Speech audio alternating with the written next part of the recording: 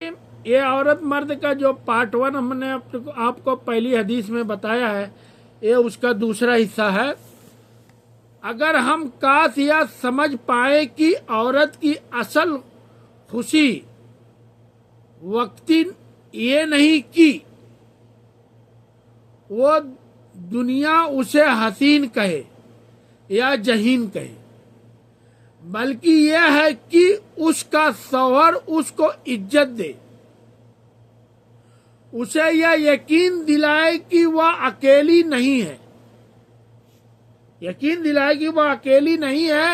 یاد رکھیے کہ عورت کی مسکراہٹ کے پیچھے اگر اس کا مرد کھڑا ہو نہ تو وہ مسکراہٹ روشنی بن جائے گی، اگر اس کا مرد کھڑا ہو تو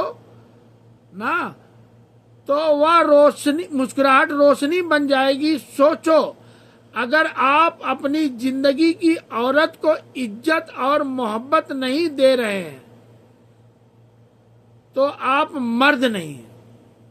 معافی چاہتا ہوں سخت الفاظ، آپ ایک بوجھ ہیں۔ عورت کا سب سے بڑا نصیب ایک اچھا مرد ہوتا ہے۔ عورت کو جو سب سے بڑا نصیب ہوتا ہے وہ ایک اچھا مرد ہوتا ہے، مگر ایک سوال یہ ہے کہ کیا ہم مرد واقعی اس کا نصیب بن رہے ہیں، یا پھر عورت کی سب سے بڑی آزمائش دیکھو، ہمارے دین نے مرد کو سربراہ بنایا ہے، ذمہ دار، سہارا، ڈھال میں بار بار استعمال کر رہا ہوں، یعنی ڈھال میں بار بار استعمال کر رہا ہوں۔ اس بارے میں پھر کبھی تفصیل کے ساتھ بات چیت کروں گا، پھر کوئی حدیث بناؤں گا اس میں تفصیل کے ساتھ بات چیت کروں گا۔ یا قیادت ہمیں حکم چلانے کے لیے نہیں ہوتی ہے بلکہ قربانی دینے کے لیے ہوتی ہے۔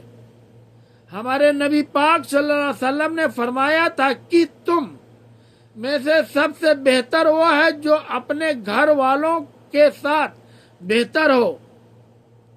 آپ ہیں یا نہیں، آپ اپنے گھر دیکھ کر بتائیں کہ آپ اپنے گھر والوں کے لیے آسانی ہے یا بوجھ،